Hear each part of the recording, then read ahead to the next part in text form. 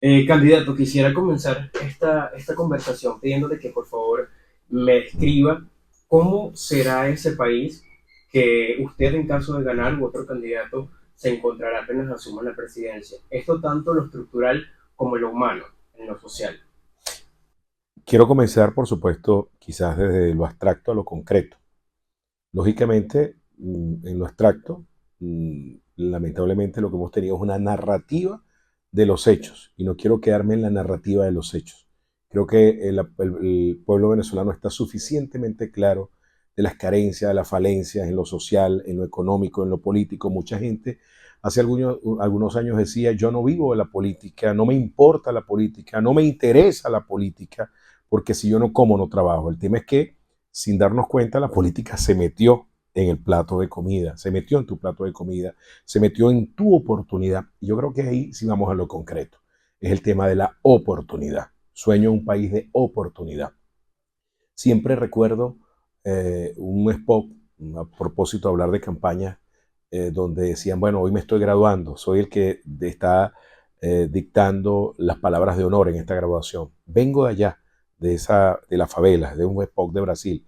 Y él decía: en mi barrio habían mejores que yo, en las favelas había más inteligentes que yo. Pero aquí quien está dando el discurso de orden soy yo. Pero muchos de ellos pudieron estar aquí. Es un tema de oportunidad, de oportunidad. Creo que eso ha sido el factor clave que nos ha impulsado a un grupo de mujeres, de hombres, bueno, que hemos estado desarrollando el plan B y la economía humana. La economía humana es brindarle esa oportunidad a Venezuela. ¿Qué es la economía humana? Es además un eslabón que va a permitir enrumbar a Venezuela, a esa Venezuela del bienestar, del progreso, a esa Venezuela de la oportunidad. Pero sobre todo porque entendimos que elaborando y haciendo este aporte, porque esto es más que una coyuntura el 28 de julio, queda como un aporte ante el país. Seamos nosotros, y estamos trabajando para eso, para ser nosotros. No sea cualquier otro que pueda además poder desarrollar ese camino. El plan B es elaborado por venezolanos para los venezolanos. La economía humana es nuestro epicentro del plan B, y es además porque entendimos que siempre el acento tiene que estar en el hombre y la mujer y no en la cifra lo importante. Actualmente la pirámide está invertida. Es la cifra lo importante y no el hombre y la mujer el referente. Para nosotros en la economía humana, el hombre y la mujer es lo importante, es el referente, y no las cifras precisamente, que termina siendo lo medular, lo importante. Claro, me menciona por ejemplo un país de oportunidad, pero eso sería más o menos cuando se comience cuando el siguiente presidente de la República comience a hacer gestión. Le pregunto es con qué se va a encontrar cuando Bueno, asuma el cargo. ¿Con qué país? lógicamente, mira, un país fracturado, dividido en lo social, en lo económico, en lo político, un país que en mi experiencia, tengo 52 años de edad, y además me encuentro con un país con una profunda reflexión. Los problemas entre los políticos solo le importan a los políticos. Los problemas de la gente transcurren en el día a día y buscando solución a ellos. Por eso es que siento que hay una disonancia, hay una desconexión muy grande entre la clase política venezolana y lo que es el pueblo venezolano. Porque la clase política solo vive de la camorra política, mientras el pueblo venezolano anda en solución cada día, o buscando solución a sus problemas. De tal manera que la desconexión es tan grande. Por eso es que yo creo que si hay algo importantísimo con lo que me encuentro, es un país donde hay que, una de las cosas, aunque tú digas que no son primordiales, sí lo son, es el tema de un gran acuerdo del perdón y del reencuentro, y que pueda terminar siendo una ley del perdón y del reencuentro. Y un país donde entendamos que la camorra política se metió en el plato de comida de la gente, se metió con su energía eléctrica, se metió con su calidad de vida, se metió con su oportunidad de progreso, se metió con el encuentro de la familia, que los 31 de diciembre estaban allí todos, y hoy es con un teléfono celular viendo en pantalla a un hijo, a una hija, a una madre, a un padre. Lamentablemente eso es el país con el que nos encontramos. Un país donde bueno, la adjetivación, la descalificación, la fauna política, convirtiendo esto en un zoológico. Y eso ha dejado muy poco. Ha dejado muy poco porque tenemos realmente, fíjate, hoy, bueno, fíjate, un gobierno oxidado, desvencijado, vencido, que le ofrece muy poco al pueblo venezolano. Y algunas opciones que la pretenden pasar como opciones de unidad, la unidad es con el pueblo, ¿no? Y me refiero que no terminan siendo más que opciones tipo títeres, tuteladas, que al final no terminan siendo la respuesta al pueblo venezolano. Aquí no podemos nosotros realmente caer en ese vil chantaje del blanco y el negro.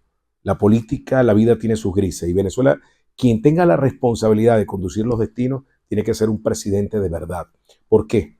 Porque este es un país que se va a conseguir, el nuevo presidente de la República tiene que entender cuál es su función. Jefe de Estado tiene que ser el que produzca el gran reencuentro de las venezolanas y los venezolanos.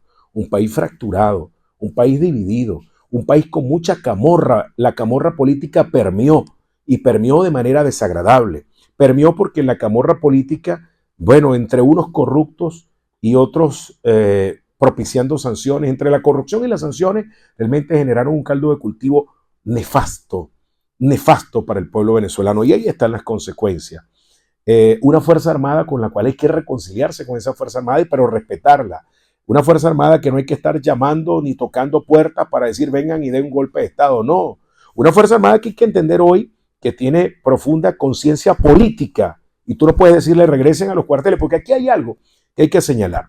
Yo escuchaba, un periodista me decía hace unos días, bueno, ¿qué opina usted de los militares en el ejercicio de la función pública? Eso es como tú me preguntaras qué opinas tú de los periodistas en el ejercicio de la función pública o qué opinas de los médicos en el ejercicio de la función pública.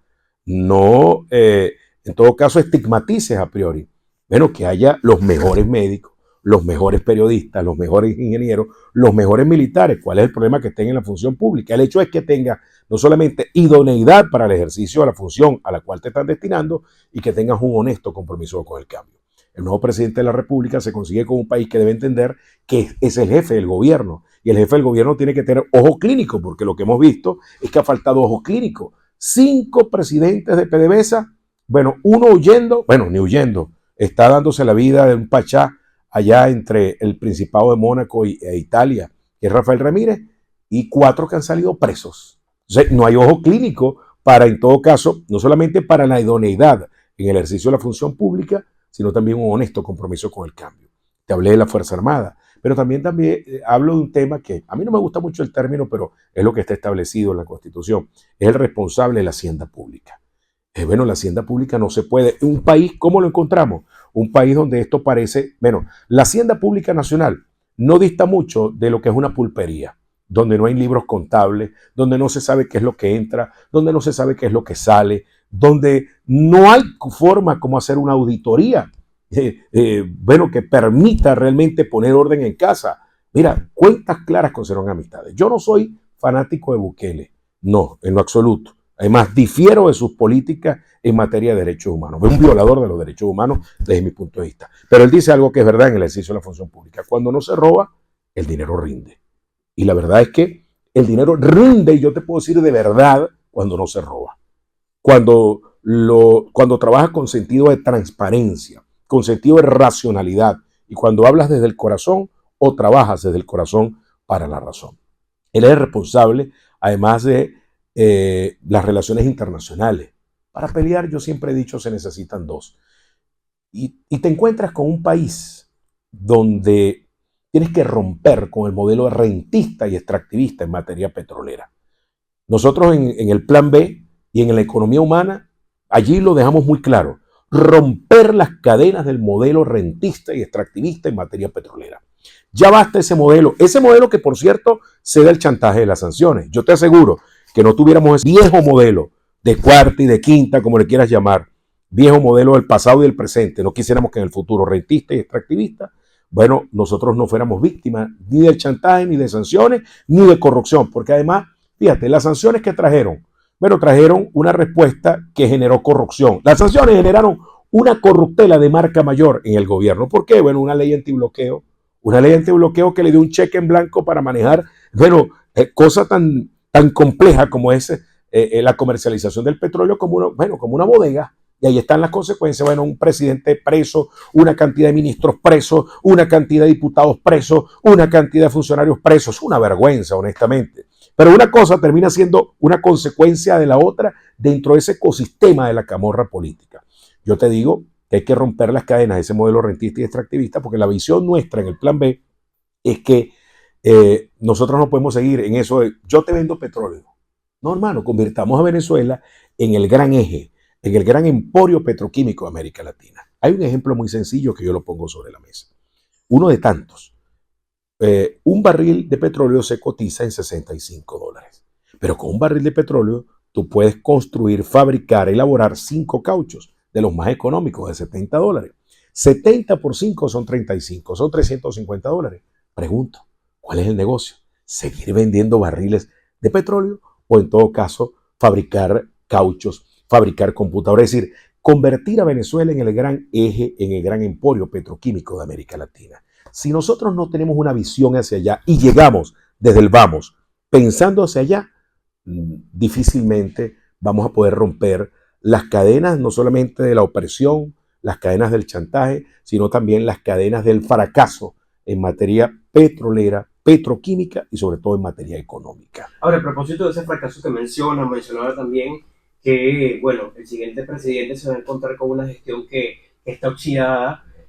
Más o menos el diputado y candidato José Brito ha identificado cuáles son los grandes problemas que agobian a la ciudadanía y por los que más demandan soluciones. Y a propósito de esta pregunta, puntualmente, 5 propuestas que usted haga para solventar estos grandes problemas. El principal problema es el problema económico de este país. Hay problemas sociales importantes, pero en el problema social está implícito el problema económico. Porque yo que soy parlamentario también, todos podrán recordar, he ido a, bueno, no sé cuántas rendiciones de cuentas, ya llevo 10 años siendo parlamentario, un poco más, ¿ya? Y bueno, ¿cuántas rendiciones de cuentas he ido? Y a todas me hablan de las variables macroeconómicas, de las variables del índice de Gini, me hablan de crecimiento económico. Y yo no es que ponga en duda lo que me están diciendo. La gran pregunta, y eso nos motivó a nosotros a trabajar en la economía humana, es, ¿de qué te sirve que te hablen de índice de Gini? De que te hablen de crecimiento económico si el venezolano de a pie no siente o no traduce que ese crecimiento económico está en su bolsillo. Y allí la gran dicotomía, y por eso es allí la gran preocupación, pero también el gran aporte que hacemos desde la economía humana para que el crecimiento económico sienta las venezolanas, sientan las venezolanas y los venezolanos que su capacidad de compra ha aumentado. Y allí tenemos que tocar varios temas muy sensibles. En la economía humana estamos hablando de revisar la pertinencia de las prestaciones sociales como tal. Prestaciones sociales que a nuestro modo de ver nadie cobra, cuando las cobra, y el que llegase a cobrarla en minúsculo porcentaje de venezolano y venezolano no le alcanzan al final ni siquiera para sacar a sus muchachos a comerse en cualquier esquina de Venezuela unos perros calientes. Entonces, entre tener unas prestaciones inexistentes, ficticias, irreales, y recuperar el poder adquisitivo, yo me quedo con lo último, porque eso le termina dando narrativa al sector público de la bonificación del salario. Y eso le termina dando narrativa al privado, yo no te pago lo que mereces, porque en todo caso tiene implicaciones en unas prestaciones sociales, repito, precarias, inexistentes, que están en función de montos raquíticos. ¿De qué te sirve ganar $400 y unas prestaciones te las pagan a 30 bolívares? Entonces, realmente rompamos esa cadena también. Revisemos la pertinencia. Yo prefiero verte ganando entre un rango de 500 a $1,000 mensuales. Que eso suponga de que haya una suerte de baremo, de tabla de salario y que, bueno, salario mínimo 500 y que tú digas, bueno, de 500 a 1,000 hay un rango allí en función, por supuesto, de la clasificación del trabajador y del salario como tal. Esa sí es la Venezuela de nosotros, de la recuperación que creemos y que además es realizable, no es demagogia. Si algo realmente en una campaña electoral es como en la guerra, lo primero que le disparan es a la verdad. Entonces tú ves candidatos por aquí, candidatos por allá, bueno, demagogos de oficio hablando de $5,000 mensuales, de 2,000. Hermano, tenemos que hablar de la verdad. Y la verdad es cómo lo vamos a hacer. Bueno, revisemos la pertinencia de las prestaciones sociales, porque ese es el nudo gordiano, termina siendo, porque los reales están ahí. El tema es que eso termina siendo el gran bloque, el gran muro para darle narrativa al público y al privado de que tú no puedas devengar hoy día entre 500 y $1,000 mensuales, porque supone, bueno, una implicación de unas prestaciones inexistentes. Entonces, yo prefiero, tú dirás, bueno, y una persona, bueno, se gana $1,000 mensuales. Ah, pero y cuando le llega la edad de retirarse, bueno, ¿y qué va a ganar? Bueno, allí nosotros proponemos la creación de un fondo soberano de pensiones, que lo hemos denominado en el aporte del Plan B el Fondo Soberano de Pensiones Simón Bolívar. Un fondo soberano de pensiones emulando, tomando como marco referencial el Fondo Soberano Noruego. Un fondo soberano noruego que se preparó en época de vacas gordas para época de vacas flacas. Si el solo anuncio de unas licencias en materia petrolera ya da indicativos de un crecimiento económico por el orden del 5% y que si eliminasen las sanciones como tal pudiera dispararse a un 15-20%, preparémonos entonces para una época de vaca gorda y trazar el camino a época de vaca flaca. Aquí hay que eliminar el palo a la piñata. Hay que prepararnos como tal. Y un fondo de pensiones que tenga un fondo global que ese fondo global pueda invertir además en mercados internacionales, en mercados bursátiles y mercados financieros internacionales, un fondo nacional que pueda invertir en nuestro propio sistema financiero, nuestro propio mercado financiero, nuestro propio mercado como tal, y que permita en algún momento terminar siendo autosustentable, con el aporte que haga el gobierno nacional, con el aporte que hagan los trabajadores, además con un sueldo, un ingreso fortalecido, además con las propias decisiones correctas en mercados bursátiles que permita que puedas cotizar y fortalecer. Fíjate, el Fondo Noruego de Pensiones acaba el mes pasado de cerrar con 100 millones de euros de ganancia, porque bueno, han sabido inclusive incursionar, de navegar, de poder invertir en mercados financieros como tal. ¿Por qué no lo podemos hacer? Yo siempre sueño, desde que era un niño, con aquel sistema que se ha coordinado también como eran los seguros sociales. Tú ibas a un hospital del Seguro Social y era un hospital que hasta las medicinas te daban. Es decir, que nosotros podamos hacer un solo sistema de salud, Seguro Social, sistema del Ministerio de Salud y además todos los CDI, toda esa red, integrarla, hacer una red integrada y que todos podemos cotizar y que la cotización permita de que haya control, de que haya seguimiento, que haya equipamiento y que eso no termine siendo además un estrangulamiento para las arcas del Estado venezolano. Creo que tenemos que organizarnos profundamente y tomar decisiones, que muchas decisiones a lo mejor hay que tener mucha firmeza y mucha decisión para tomarlas, pero que vayan en beneficio de la Venezuela que sufre, que padece y que aspira a que haya una solución. Lamentablemente, unos por dogma y otros por intereses subalternos y además que muchos lamentablemente tienen tutelajes de lado y lado. Aquí nuestro gran tutelaje tiene que ser nuestro gran mandante, el pueblo venezolano. Ok, me mencionó revisar la pertinencia de las prestaciones sociales, la creación de un fondo de pensiones y un fondo nacional de inversiones. Claro, bien, claro. Me faltarían dos soluciones, no necesariamente tienen que ser el tema económico, podría mencionar otros grandes problemas. Bueno, te hablé de lo económico porque es lo medular. Si no hay plata, no hay otra cosa. Lo otro tiene que ver es la salud. Te hablé de este sistema de salud como tal. Ese sería el cuarto punto. El cuarto punto, quiero un sistema, proponemos un sistema, queremos un sistema de salud que pueda ser primero integrado, segundo que todos podamos cotizar, pero para cotizar tenemos que tener un buen ingreso, donde ese sistema de salud permita que realmente, bueno, todos tengamos nuestra tarjeta, como eran los seguros sociales, nuestra tarjeta de salud, nuestro security, como dicen algunos, nuestra tarjeta de salud. Siempre habrá un pasivo social que hay que atenderlo como tal, pero que también eso pase por algo. Eso tiene que ir acompañado por algunas leyes que el nuevo Parlamento tiene que ayudar. Por ejemplo, ¿qué hacer con aquel que no tiene un empleo formal? Bueno, no hay alguien que trabaje más en esta vida que el ama de casa. Pero bueno, luego que envejece, tiene sus 60 años, bueno, depende o del buen corazón de un hijo o del buen bolsillo de un hijo.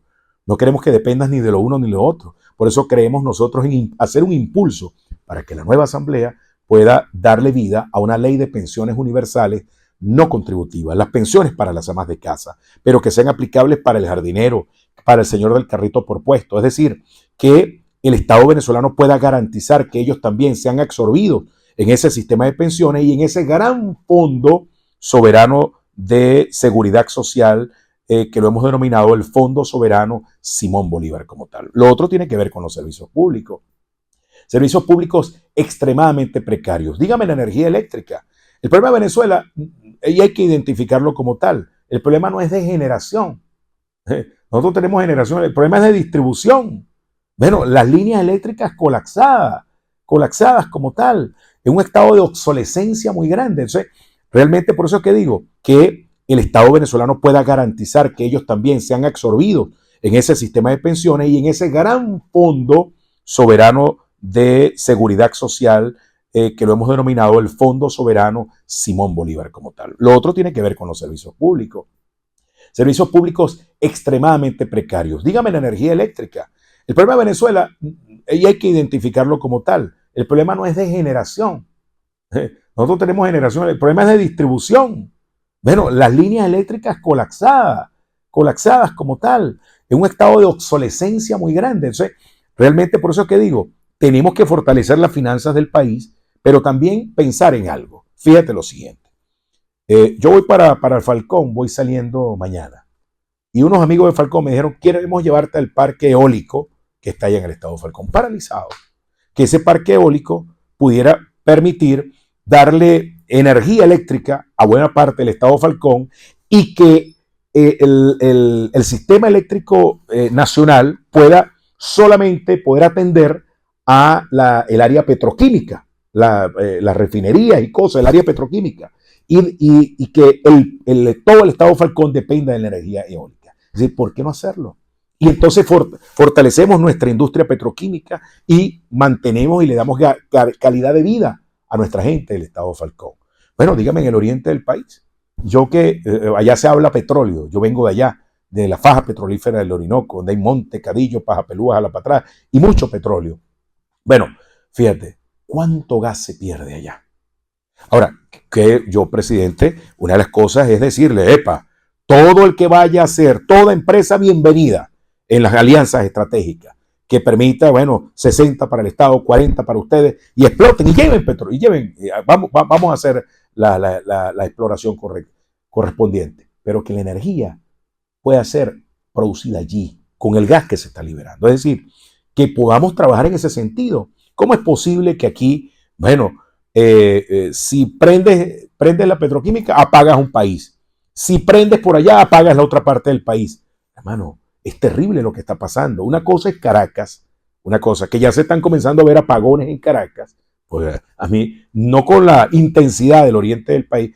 Yo vengo este fin de semana, nos tocó un acto muy hermoso, un encuentro con la Venezuela profunda en Anzoátegui, pero y de luego me fui al Tigre.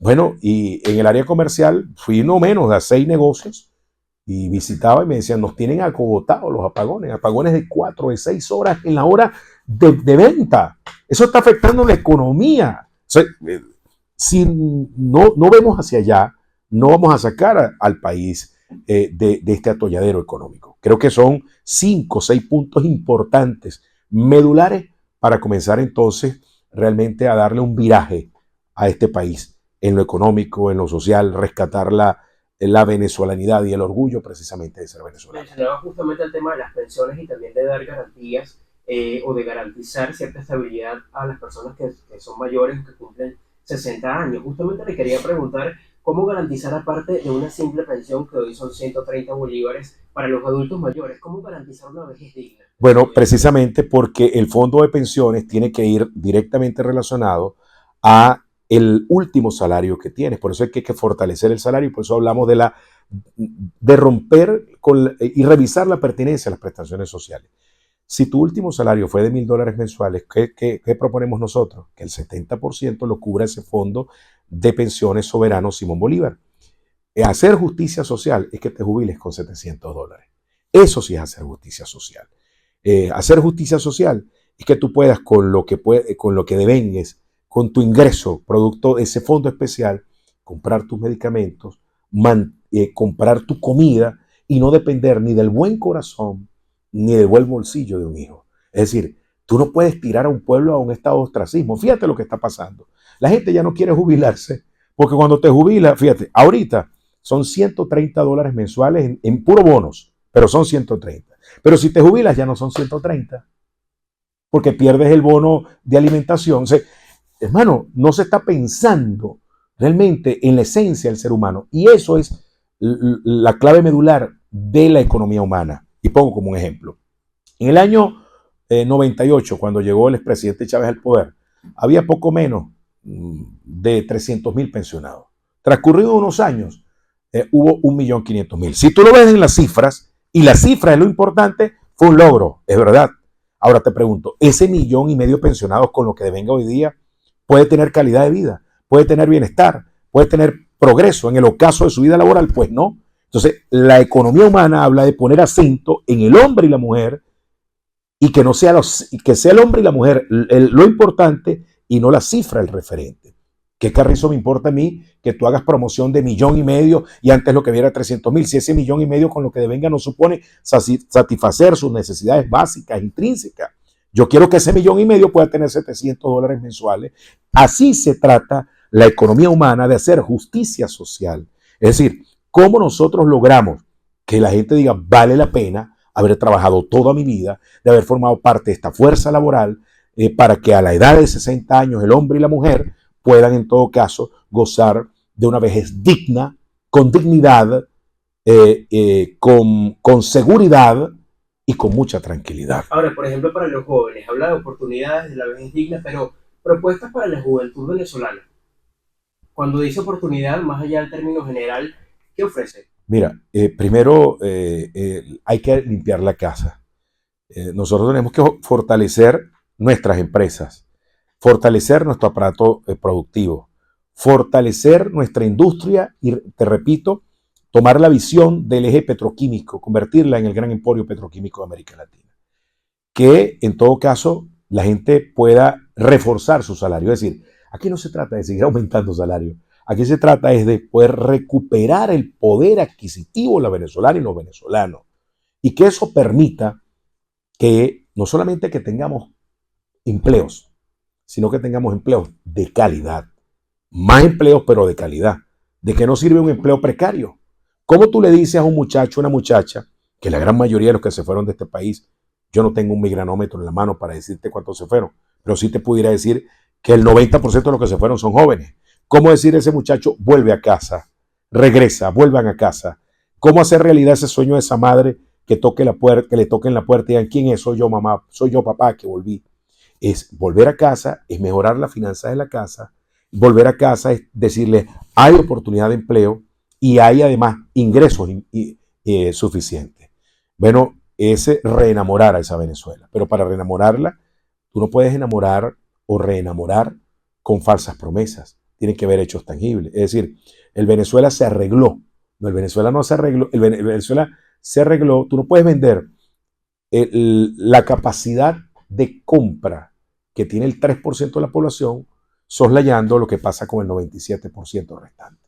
Aquí hay un 3% de la población que tiene como comprar, que tiene como ir a restaurantes, que tiene como ir a centros comerciales. Ojo, y yo no soy aquellos que dicen que ser rico es malo. No, señores, yo lo que trabajo es porque tengamos una gran sociedad de clase media, que no sea 3%, que sea el 100%, es decir, que el 3% sea solo de pobreza y trabajemos por disminuirlo y que el 97% tenga capacidad de compra.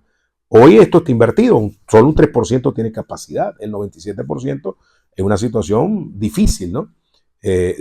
Y eso lo que ha generado un profundo malestar social y eso lo que también, bueno, eso ha ido acompañado también de algunas narrativas que han impulsado a mucha gente a irse. Y eso es muy lamentable, por eso. Durante muchos años se ha hablado siempre de derecha, de izquierda, de la extrema derecha. ¿Con qué se identifica usted y de qué manera le puede llevar tanto a la Venezuela de acá de Caracas como a la Venezuela profunda propuestas quizás para que le compren esta idea, esta inclinación o esta tendencia? Pero ya yo no creo en ideologías. Ya los dogmas los dejé a un lado. En algún momento milité dentro del campo ideológico, bueno, y de los dogmas. Yo dejé los dogmas a un lado. Las ideologías ya yo no creo ni en derecha ni en izquierda. Yo creo en el ser social. Yo creo en el ser humano. Trabajo para el ser social. Y le diría a muchos, comencemos a pensar más en la gente, menos en los falsos dogmas y en ideologías retrógradas, porque hay corruptos de derecha y corruptos de izquierda. Cuando tú me dices, ¿dónde me ubico? Soy profundamente nacionalista, soy profundamente venezolanista. Ok, ahora que menciona el tema de la corrupción, quisiera preguntarle cómo garantizará que su gobierno, en caso de ganar, eliminaría la corrupción aun cuando usted tiene acusaciones y señalamientos de corrupción, de Pues, presunta corrupción. bueno, fíjate lo siguiente. Primero, yo no he sido administrador de la hacienda pública. Mal pudieran señalarme de hechos de corrupción. La corrupción es un flagelo que hay que combatirlo hoy, mañana y siempre. Yo lo que he tocado es profundos intereses. Ok, ahora que menciona el tema de la corrupción, quisiera preguntarle cómo garantizará que su gobierno, en caso de ganar, eliminaría la corrupción aun cuando usted tiene acusaciones y señalamientos de corrupción, de Pues, presunta corrupción. bueno, fíjate lo siguiente. Primero, yo no he sido administrador de la hacienda pública. Mal pudieran señalarme de hechos de corrupción. La corrupción es un flagelo que hay que combatirlo hoy, mañana y siempre. Yo lo que he tocado es profundos intereses de corruptos, de delincuentes y ampones. Mira, a mí no me perdonan, honestamente, y así seré en el gobierno, no me perdonan que yo soy, bueno, implacable contra la corrupción, con la corrupción. Yo soy implacable con la corrupción. El corrupto, el corrupto merece cadena perpetua. El corrupto, honestamente. Y te lo digo por lo siguiente. A mí no me perdonan haber eh, pues, desnudado una triste historia, una triste realidad de la podedumbre de los sectores de las cúpulas. Antes las llamaban podridas. Yo las llamo las cúpulas nefastas hoy día. No me perdonan eso. A mí no me perdonan haber ido a Italia, a la Guardia de Finanzas, a denunciar a uno de los ladrones más ladrones y corruptos que ha conocido la historia, el que decía que PDVSA era roja rojita. Y así dejó las cuentas del país, Rafael Ramírez. Y no me lo perdonan porque Rafael Ramírez compró su tranquilidad. ¿Cómo se explica que el mayor corrupto en la historia de PDVSA hoy viva como un pachá entre Italia y Mónaco y nadie lo toca? Nadie lo toca ni de un lado ni del otro, porque él compró su tranquilidad. Él le pagó esa tranquilidad al estatus político de oposición. Y a lo mejor sabía muchas cosas del otro estatus político, del otro donde él venía. Y por eso generó un equilibrio y él está tranquilo. Quizás fue el más astuto, pero un astuto que es un corrupto. Y no me perdonaron eso. Y al no perdonármelo, bueno, vinieron campañas desmedidas, de señalamientos infundados, que hasta el momento yo pudiera decirte en este momento, disculpa que a lo mejor tú dirás que te falta el respeto, pero no es así, no me anima a eso. Que siempre he dicho, muéstrame la primera prueba de algo que pudiera dictaminarse Brito hizo esto, hizo. No hay ninguna. Todo fue un hecho, una campaña desmedida por callar las acciones que nosotros habíamos emprendido de ir contra, lamentablemente, esos desangradores de la esperanza de un pueblo. De lado y lado. Y no te vayas a creer, los trancazos no solamente son de este lado, es de este lado y de este lado, porque hay intereses del lado del gobierno y intereses del lado de la oposición. A mí no me cabe la menor duda que la campaña en contra de nosotros, en contra mía, vino de sectores gubernamentales y de sectores opositores. Vino. Y cuando tú ves que, por ejemplo, alguien como Armando Info, como este señor Roberto Denny, que siempre lo he denunciado como un extorsionador, bueno, que pretendió extorsionarme, pero el que no la debe no la teme. Bueno, fíjate que ahora salen señalamientos que trabajaba para un lado y trabajaba para otro lado. Eso es muy lamentable. Ahora, lo que menciona el portal Armando Info, justamente ellos tienen un trabajo en el que aparecen documentos con su firma. ¿Es su firma No o hay no es su ninguna, firma? no hay ninguna. Pero en el portal Muéstramela. aparecen... Muéstrame una. Ok. Una, una firma. Nada, no hay nada. Absolutamente nada. Entonces, ¿tú me entiendes?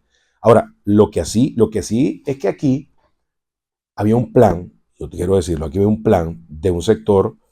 Ahora me entero que también había un sector, una parte del gobierno, pues me entero que hasta el Aizamí estaba metido en ese conflicto.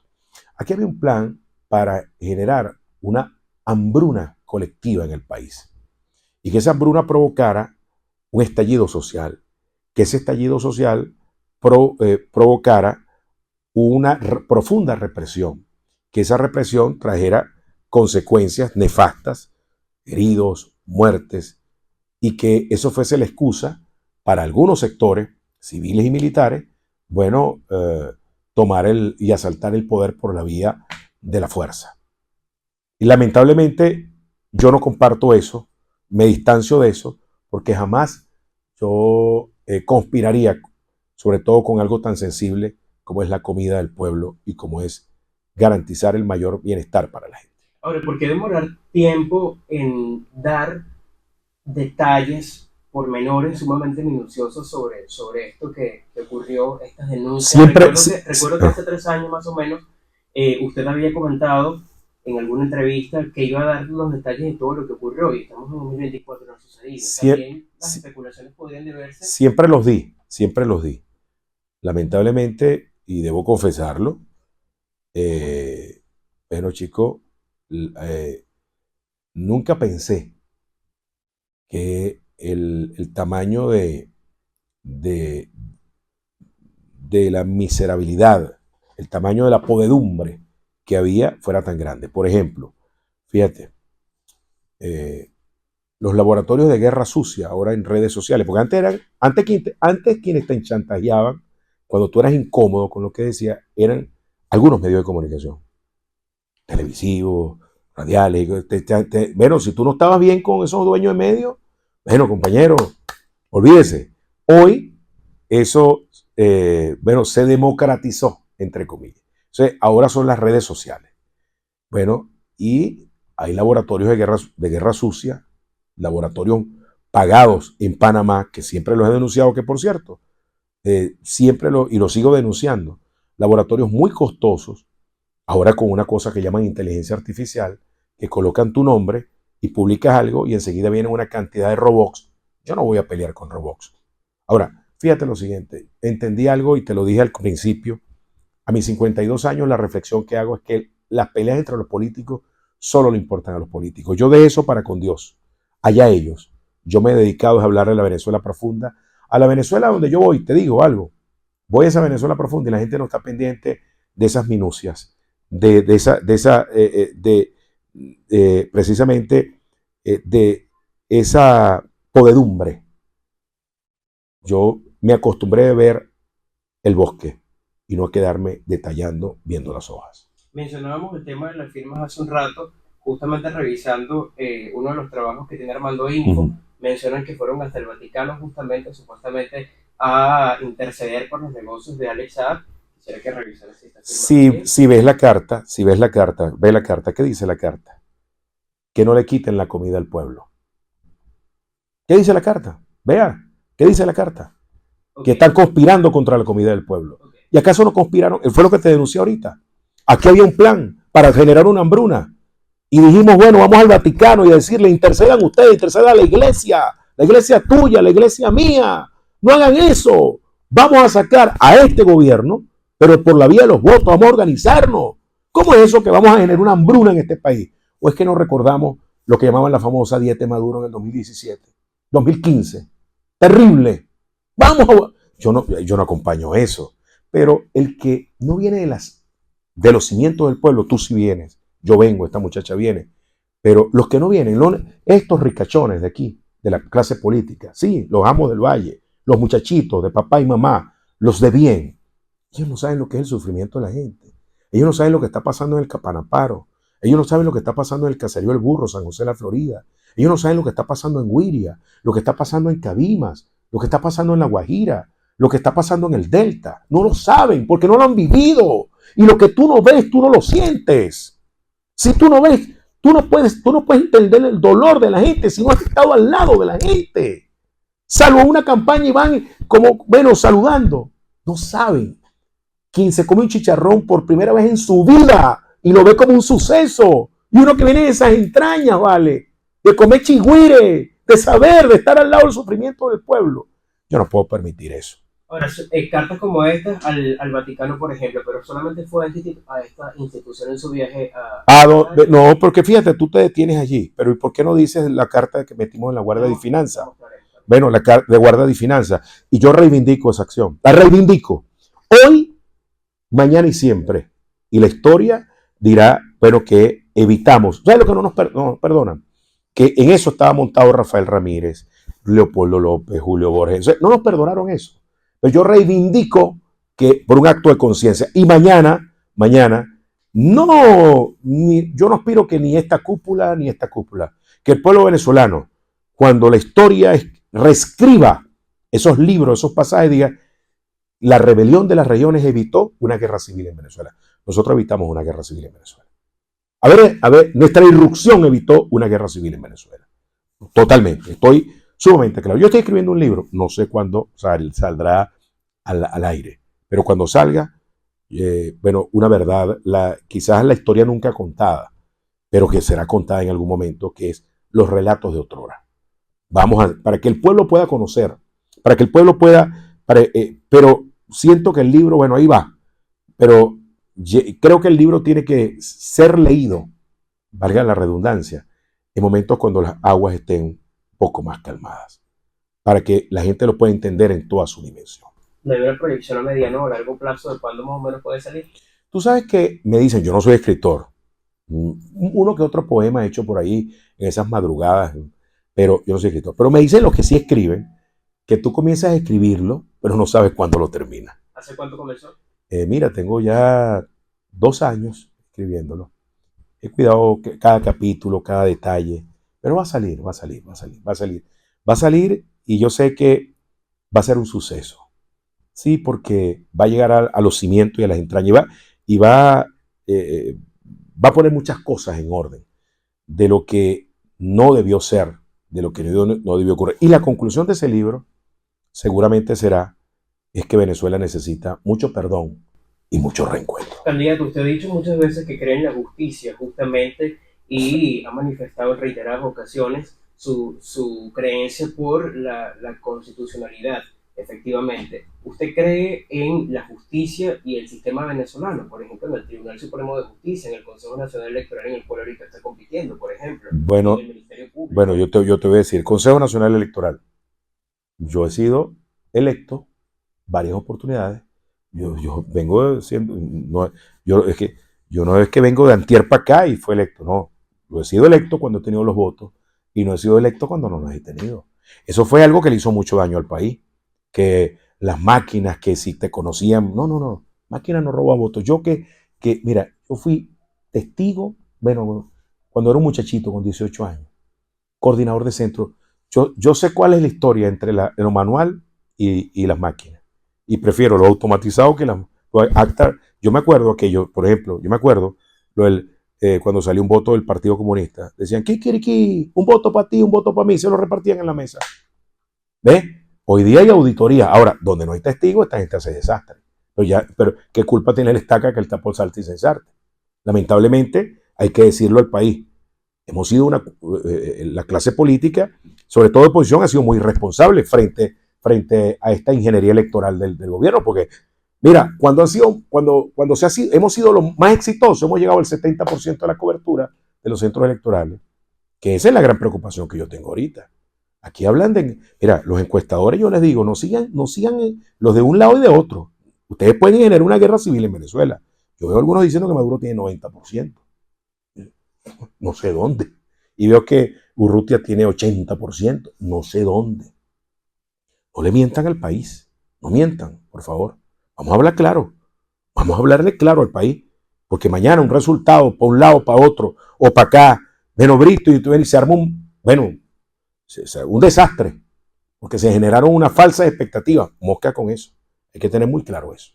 Candidato, se habla de garantías, incluso Gustavo Petro recién proponió un pacto de garantías de vida para quien no resultara ganador en las elecciones del 28 de julio. Su gobierno ofrecería garantías. ¿A quién le daría garantías? ¿Únicamente al actual gobierno o también daría garantías al otro sector de la oposición que ha sido acusado también por usted de haber defalcado el país?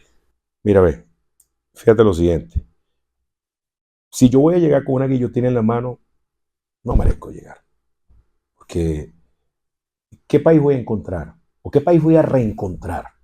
Que tiene que venir un gran acuerdo del perdón. Todos tenemos que pedir perdón. Todos. Perdonar y ser perdonados. Sacar la banderita blanca, compañero. Y por lo otro lado, es el gran reencuentro. O sea, el mejor candidato hoy día para ser el nuevo presidente será aquel que tenga la mayor capacidad de negociación con la cúpula gobernante hoy día. La mayor capacidad de entendimiento en ese lapso muy difícil del 28 de julio hasta enero del año siguiente. Y que le pueda dar plena garantía de una ruta de salida. no solamente de percepción, sino de hechos concretos como tal. Un gran acuerdo que termine siendo ley del perdón y el reencuentro vendría a allanar el camino significativo para Venezuela. De tal manera que quien, si José Brito le ha dicho al país, y se lo seguiré diciendo, desde cualquier trinchera, yo no confundo ni diferencias con odio, ni la necesidad de justicia con venganza. Ahora, ¿de qué manera ese acuerdo podría resarcir, por ejemplo, a familiares de víctimas de torturas por parte del Estado venezolano? Y de la misma manera, ¿cómo podría dar estabilidad, por ejemplo, a eso que adelantaba la Asamblea Nacional de investigar a factores de la oposición que, reitero, han sido acusados de defalcar al país? ¿Cómo se hace Bueno, justicia en estos vuelvo y casos? te repito. Entre salir de este atolladero y saciar tus bajas pasiones de venganza, ¿con cuál te quedas? Yo me quedo con salvar a este país. Hermano, aquí hay que aprender a tragar grueso. Aquí todos tenemos que aprender a tragar grueso.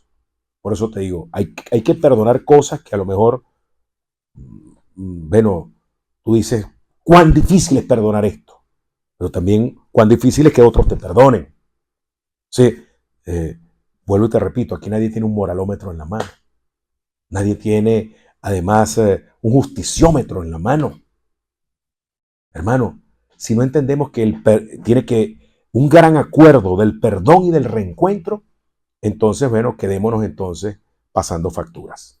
Yo soy nieto de una persona que fue salvajemente torturado en la dictadura de Pérez Jiménez. Una vez que cae la dictadura, dos de sus torturadores fueron capturados. A él lo llevaron, lo pusieron frente a ellos. Y ahí le decían los amigos, fusílalos, mátalos. Y dijo, no, a un hombre vencido se le respeta, así no te haya respetado. Así fui formado yo. Y así quiero ejercer la presidencia de la República. Así quiero conducir a un país. Y así quiero que pueda ir Venezuela. A un país donde no se confundan las diferencias que las tenemos, que habrá y que las seguiremos teniendo, pero que no confundamos las diferencias con odio. Yo no tengo por qué odiarte, ni tú tienes por qué odiarme. Vacunémonos contra el odio.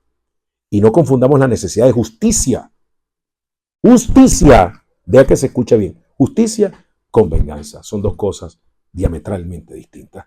Aunque algunos en su odio puedan pretender confundirlas. Ahora, mencionaba a Edmundo González Urrutia y también al gobierno de Nicolás Maduro. Por un lado, preguntarle, eh, en este proceso hacia las elecciones, ¿qué podría debatir ahora mismo José Brito con Nicolás Maduro y de la misma forma se reuniría usted con Edmundo González? Yo me reuniría con todo el mundo. Lo que sí es, no estoy de acuerdo, por ejemplo, que bueno, las antípodas del anti y el contra sea lo que realmente esté sobre la mesa. Aquí, lamentablemente, yo estoy contra esto y yo estoy contra esto. No. ¿Qué le proponemos al país? Yo le he dicho, inclusive el día que me fui a inscribir ante el Consejo Nacional Electoral, le hice una exigencia a la directiva del órgano electoral. Señores, por favor, los debates, vamos a debatir. Ahora hay menos candidatos, había más. Ahora podemos debatir. Vamos a hacer un debate, que el pueblo pueda escuchar aportes, que el pueblo pueda escuchar ideas, que uno pueda contrastar. Y no necesariamente para agredirnos, porque ¿qué sacamos ahorita de una agresión? Porque si va Nicolás Maduro, bueno, ¿qué ya podrá decir Nicolás Maduro que va a hacer que no hizo? Por ejemplo, ya el gobierno está oxidado, desvenciado. ¿Qué podrá decir el señor Urrutia? Bueno, si él mismo dice que es un candidato tapa, algunos le ponen tapa amarilla. O sea, ¿qué podrá decir? Yo quisiera escucharlo. ¿Y qué va a decir Maduro? Yo sé lo que voy a decir. Hay un plan B. Tenemos un plan para el país, un camino para el país, en lo económico, en lo social, en lo humano, bueno, en lo venezolano. Tenemos un camino, no estamos ocultando nada. Nosotros no estamos diciendo, no, es que vamos a hacer, no. Un camino que está allí y hablando sin tabú.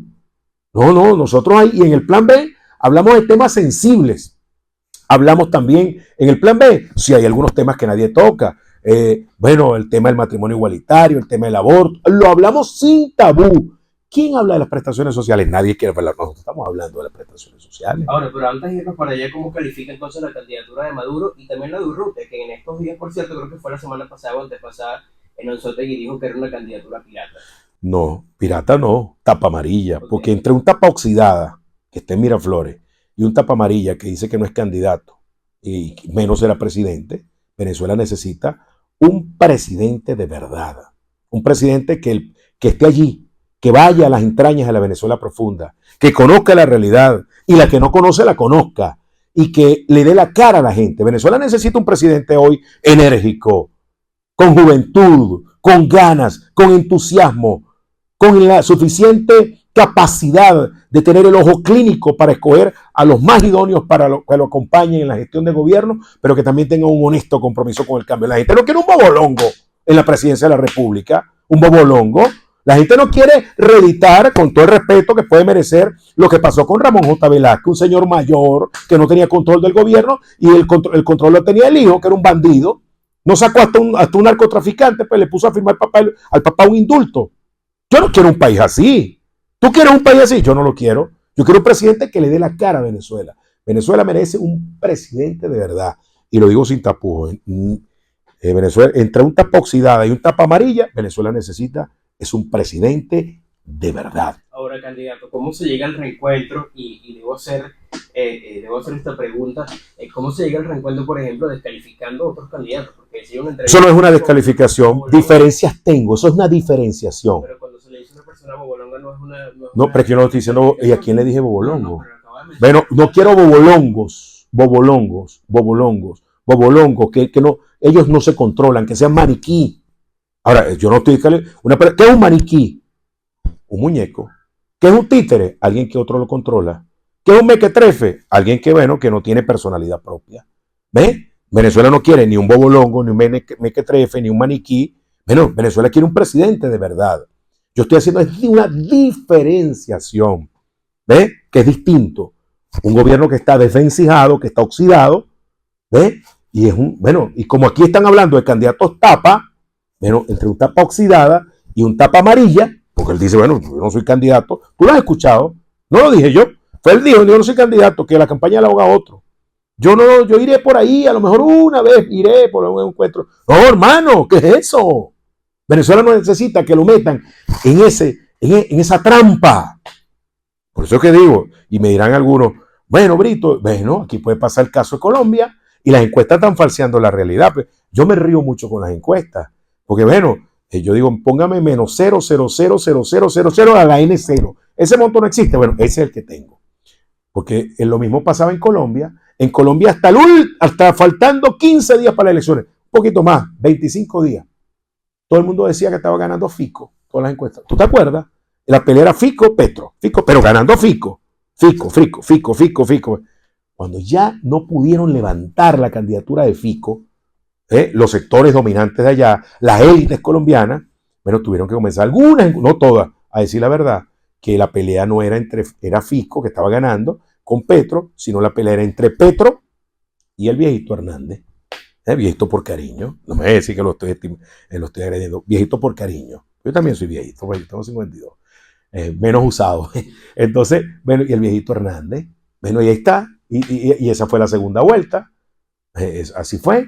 Entonces, en Venezuela, aquí están ocurriendo cosas. Yo vengo a hacer un acto, bueno, en Anzoátegui el fin de semana, que a mí me da mucha risa, los comentarios de los laboratorios, que es un montaje, que la gente se la puso, yo no sé quién, que si María Corina, que si el otro, que si Maduro, que si...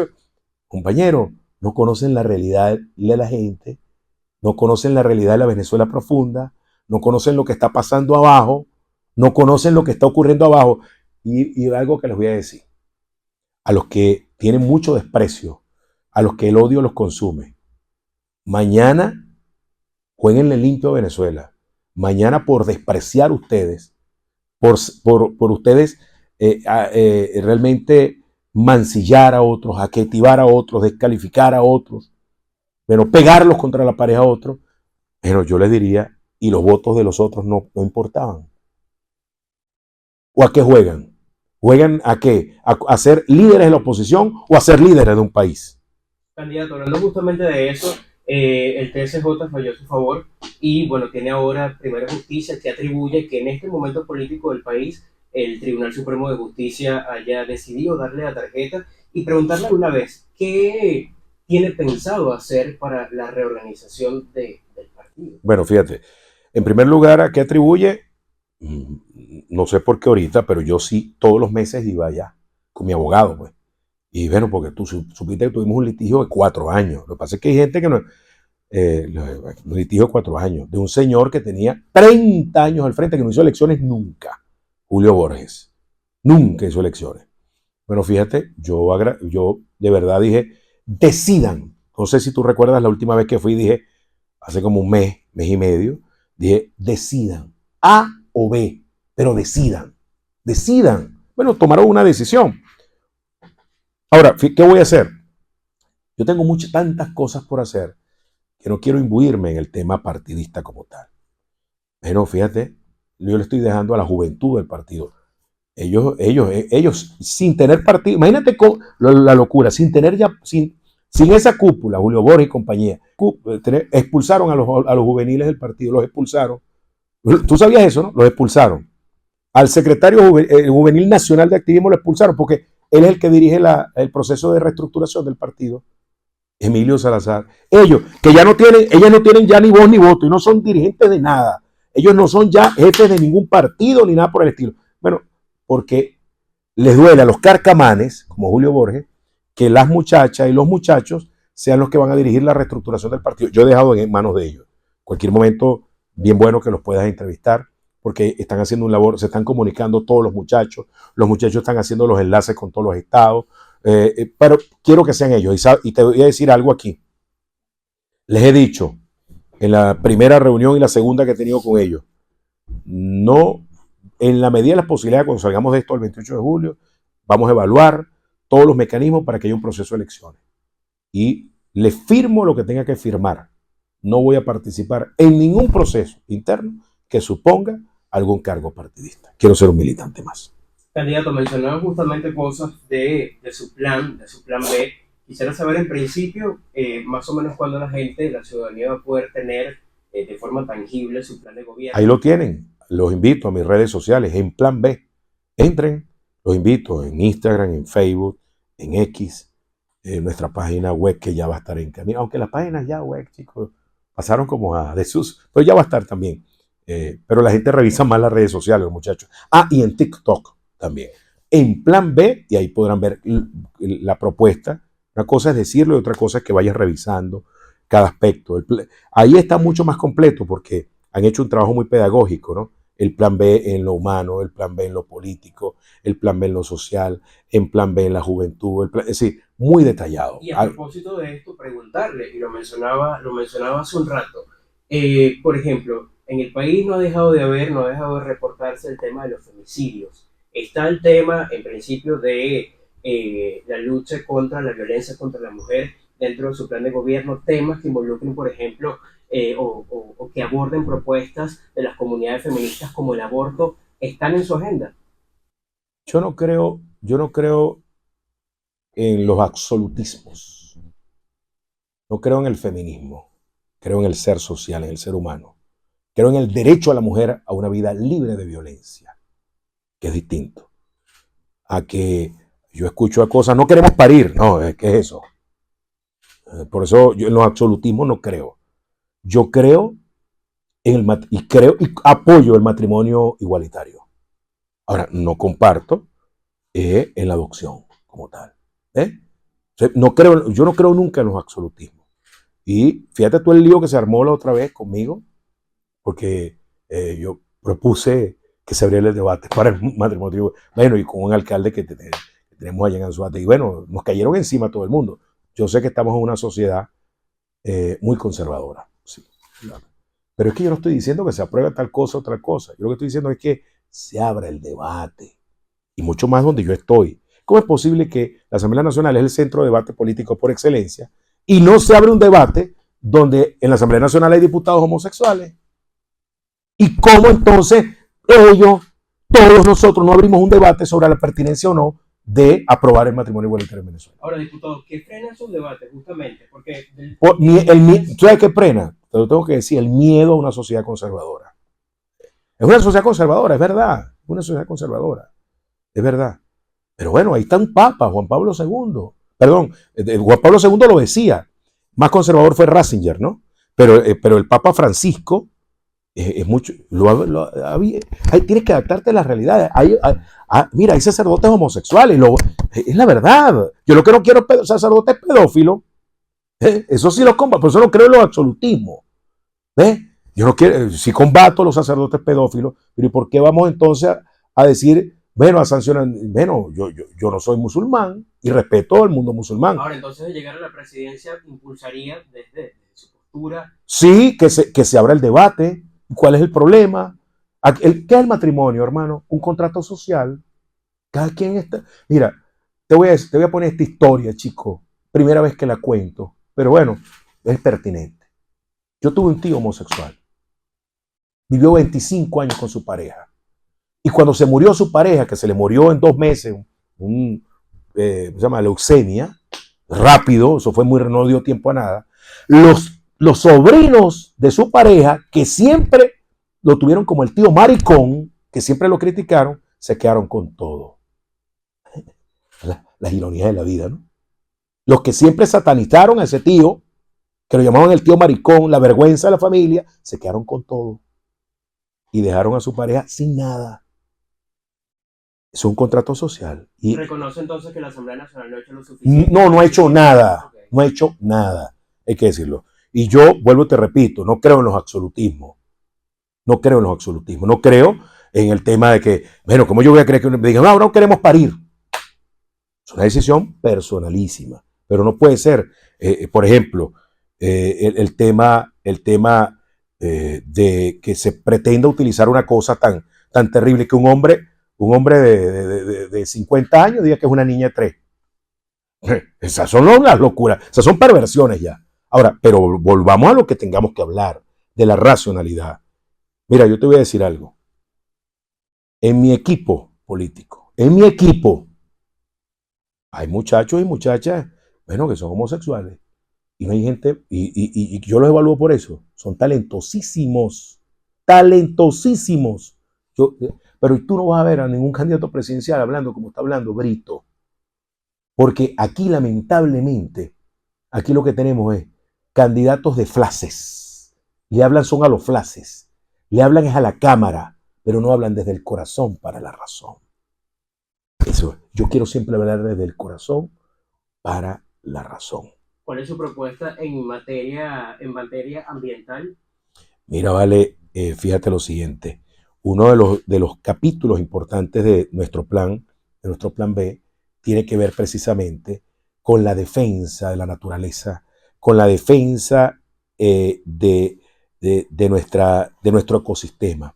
Fíjate, se está haciendo muy poco, pero que se puede hacer muchísimo. Por ejemplo, allí queremos impulsar, y por eso te hablaba temprano del parque eólico, una energía sana, que pasemos a una energía sana, que podamos ir a eso. ¿Hasta cuándo se sigue quemando? Te lo hablé temprano también, quemando gas allá en Anzoátegui. ¿Hasta cuándo ese gas podría ser utilizado en energía eléctrica? Y que Anzoátegui no dependa del sistema eléctrico, del sistema del Guri, sino que pueda Anzoátegui y Sucre podrían perfectamente desvincularse de ese sistema y tener su propio sistema de energía. La petroquímica pudiera manejar su propia energía y Falcón y otros estados cercanos también su propia energía. Tenemos que hacer una energía sana, donde podamos garantizar una vida sana, una vida realmente con calidad, rescatar la calidad de vida. Antes de finalizar y también teniendo que ver con el tema ambiental, parece que el gobierno no ha hecho suficiente para acabar con la minería ilegal y esto, aparte de lo ambiental, está afectando a esa Venezuela profunda, a las comunidades indígenas. ¿De qué manera usted podría o propone frenar esto? Bueno, a eso te iba. Fíjate que nosotros que estamos allá en la zona sur del estado de Anzoátegui, que hablar de petróleo, pero hablar de minería también, porque tenemos a Bolívar ahí mismo, a Patemingo, como quien dice. Conocemos esa realidad. Fíjate lo siguiente. Creo que el gobierno no ha sido lo contundentemente fuerte para combatir las mafias como tal. Mira, yo creo que tenemos que volver, no creo, estoy convencido y como conocedor de allí, de esa realidad, tenemos que volver a el pequeño minero, el que hacía su minería, bueno, la hacía muy, muy folclórica, ¿no? Tenemos que volver al pequeño minero, bueno, y que en todo caso, esas bandas organizadas, esas bandas que realmente, bueno, se adueñaron de eso, se ha hecho, mm, han hecho, pero muy poco por contrarrestarlas como tal. Y el daño ambiental que han generado es significativo. Yo te voy a decir lo siguiente. José Brito, presidente de la República, tendrá brazos extendidos para hablar con todos los mineros, volver a la pequeña minería, pero mano firme contra las bandas delincuenciales y las bandas también, bueno, que utilizan el uniforme para, bueno, mantener un ecosistema de mucho daño ambiental y que además las riquezas, productos del oro, no terminan siendo utilizadas en las arcas del Estado venezolano, sino, bueno, de grupos bueno, de delincuencia organizada que terminan siendo, bueno, no solamente ocasionando el daño ambiental, sino que terminan haciendo, bueno, un contrapeso o un contrapoder en esa zona. Candidato, para finalizar, en caso de llegar a la presidencia, usted u otro candidato, ¿cuándo cree prudente poder decir o cree prudente decir al país, Venezuela se arregló? Es que no es decirlo, es sentirlo. Esa es la diferencia. Una cosa es las campañas que tú ves por allí y otra cosa. Cuando podamos invertir la ecuación. ¿La ecuación cuál es hoy? 3% que tiene capacidad de compra. Y 3% de un país, somos 30 millones de habitantes. ¿Cuánto es el 3%? Estamos hablando de cerca de 1 millón de personas que tienen capacidad de compra en ¿Y Venezuela. eso lo pueden hacer en el siguiente presidente en un mediano o largo plazo? Mira, esta ecuación puede ir de manera progresiva revirtiéndose. Una ecuación que va desde el corto plazo al mediano plazo y al largo plazo. Pero una ecuación que tiene que ir revirtiéndose. En todo caso, eso es como decir, yo no soy perfecto, pero estoy en la búsqueda de la perfección. Es decir, no es el escenario perfecto, pero buscar el escenario más cercano a la perfección. Un escenario progresivo, pero que tiene que comenzar a darse. Y lo primero, con los que te hablé del plan B, bueno, ese es un escenario que comienza precisamente a recuperar la capacidad de compra. Cuando tú veas que aquí se recupera la capacidad de compra, bueno, más de uno le va a decir a los hijos, vente para acá, hijo, porque quieren volver. Porque el primer pensamiento de todo muchacho, de todo hombre, de toda mujer que está en cualquier parte del mundo, al levantarse se llama Venezuela. Muchos quieren volver y nosotros queremos que puedan volver. Pero para que puedan volver hay que limpiar la casa, hay que sanear las finanzas de la casa y hay que abrir las compuertas de la casa. Vale, muchísimas gracias. Gracias a ustedes.